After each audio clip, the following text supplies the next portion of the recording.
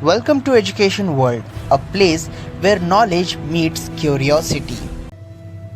हर युग में जब अधर्म अपनी चरम पर होता है और धर्म धीरे धीरे समाप्त होने लगता है, तब भगवान स्वयं अवतार लेकर पृथ्वी पर आते हैं। द्वापर युग में ऐसा ही हुआ, जब मथुरा की जेल में भाद्रपद मास की कृष्ण पक्ष की अष्टमी को रात के ठीक 12 बजे अद्भुत तेज के साथ जन्म हुआ भगवान श्री कृष्ण का। आज एजुकेशन वर्ल्ड में हम आपको सुनाएंगे जन्माष्टमी की दिव्य कथाएं और उनकी अद्भुत लीलाएं और कुछ ऐसे रहस्य जो शायद आपने पहले कभी ना सुना हो। क्या आपको पता है कि जन्माष्टमी क्यों मनाया जाता है? मथुरा का निर्दय और क्रूर राजा था कंस।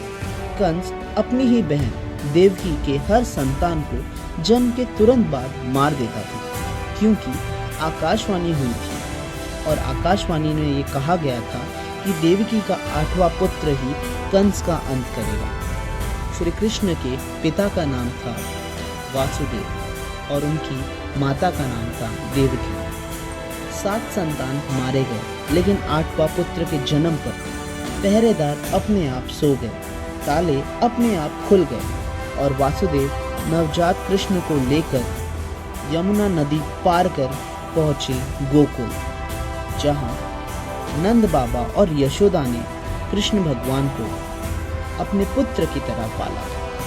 श्री कृष्ण की बाल लीलाएं वैसे तो कई सारी हैं, लेकिन उनकी कुछ अद्भुत लीलाएं के बारे में आज हम इस वीडियो में जानते हैं। माखन चोरी।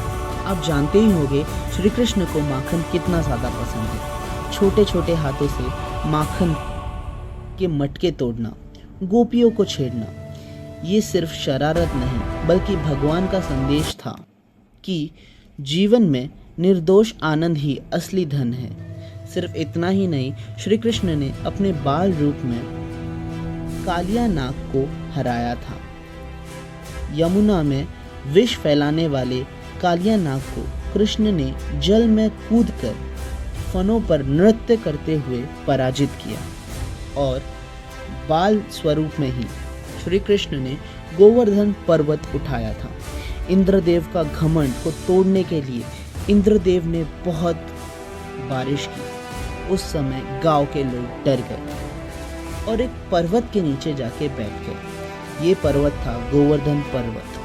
सिर्फ एक उंगली पर गोवर्धन पर्वत श्री कृष्ण ने बाल स्वरूप में उठा लिया, पूरे गांव को बारिश से भी बचाया। यहाँ श्री कृष्ण इंद्रदेव का घमंड तोड़ना चाहते थे। क्या आपको पता है श्री कृष्ण का जन्म रात 12 बजे रोहिणी नक्षत्र में हुआ था।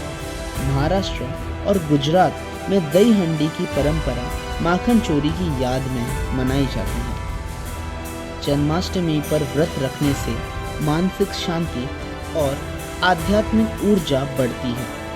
मथुरा और वृंदावन में इस दिन भव्य मेले लगते हैं जो करीबन 10 से 15 दिन तक चलते हैं। क्या आपको ये बात पता है कि श्री कृष्ण के और कितने चमत्कार हैं? जब वासुदेव कृष्ण को लेके जा रहे थे, यमुना में तूफान आया था। पूरी यमुना नदी में पानी का स्तर बढ़ रहा था।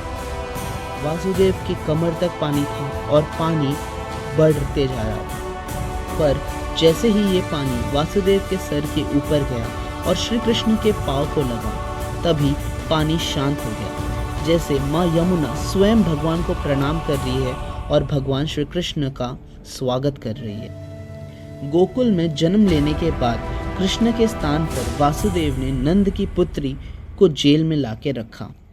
कंस ने मारना चाहा, लेकिन वह देवी योग माया बनकर आकाश में चली गई और उन्होंने फिर से भविष्यवाणी दोहराया कि तुझे मैं मारने वाला पैदा हो चुका है।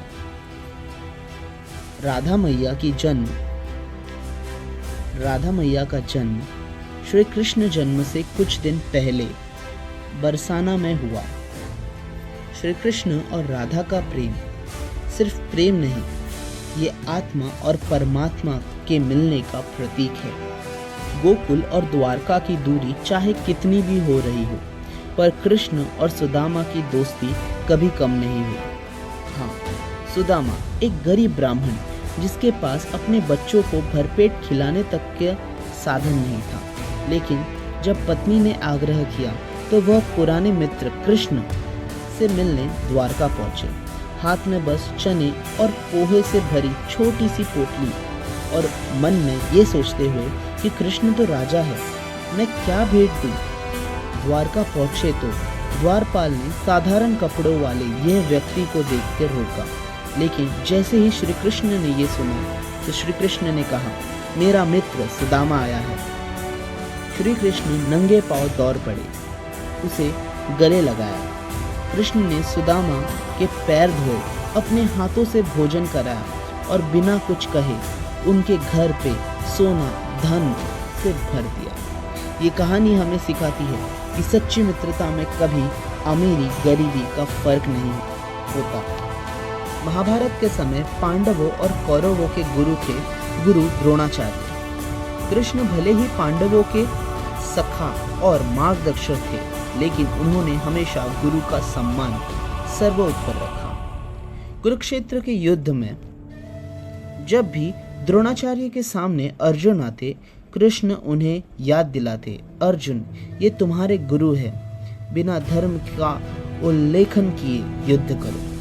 कृष्ण जानते थे कि गुरु को हराना जरूरी है, लेकिन उनका अपमान धर्म के विपरीत है, इसलिए उन्होंने रणनीति बनाई जिससे गुरु द्रोण का मन युद्ध से हट जाए और अंततः अर्जुन ने धर्म की रक्षा करते हुए विजय प्राप्त की। ये कथा हमें बताती है सच्चा धर्म वही है जिसमें गुरु का सम्मान बना रहे, भले ही हालात युद्ध के ही क्यों ना हो। अर्जुन पांडवों का सबसे श्रेष्ठ धनुर्धर था और कृष्ण उनके सारथी, मित्र और मार्गदर्शक थे। महाभारत का युद्ध शुरू होने से पहले जब अर्जुन ने अपने ही सगे संबंधियों को रणभूमि में देखा तो उनका मन डगमगाने लगा, धनुष नीचे गिर गया। तभी कृष्ण ने गीता का उपदेश दिया, हे अर्जुन उठो, ये तुम्हारा धर्म है, अधर्म के सामने मत झुको। कृष्ण ने न केवल अर्जुन को जीत की ओर बढ़ाया, बल्कि ये भी सिखाया कि जीवन में हर कठिनाइयों में सही मार्ग पर चलना ही सबसे बड़ी जीत है। श्री कृष्ण ने अपने जीवन से हमें बहुत कुछ संदेश दिए हैं, जैसे धर्म की रक्षा, अन्याय का विरोध, प्रेम और करुणा, सभी के लिए समान भाव, अहंकार का त्याग। ये हमने सीखा इंद्र कथा से, और श्री कृष्ण से हमने ये भी सीखा कि हंसी, खेल, संगीत यही जीवन का असली आनंद और असली सुख है। जन्माष्टमी सिर्फ एक त्योहार नहीं, ये हमें याद दिलाती है कि जब भी अन्याय बढ़ेगा, कोई ना कोई कृष्ण जन्म लेकर धर्म की रक्षा करेगा। श्री कृष्ण की लीलाएं हमें सिखाती है कि प्रेम, करुणा और सच्चाई ही जीवन का असली मार्ग है। एजुकेशन वर्ल्ड के इस एपिसोड में हमने सुनाई जन्माष्टमी की कथाएं, रहस्य और कुछ अद्भुत कहानियाँ। अगले एपिसोड में हम फिर मिलेंगे एक और ऐतिहासिक और रोचक कथा के साथ। जय श्री कृष्ण, राधे राधे।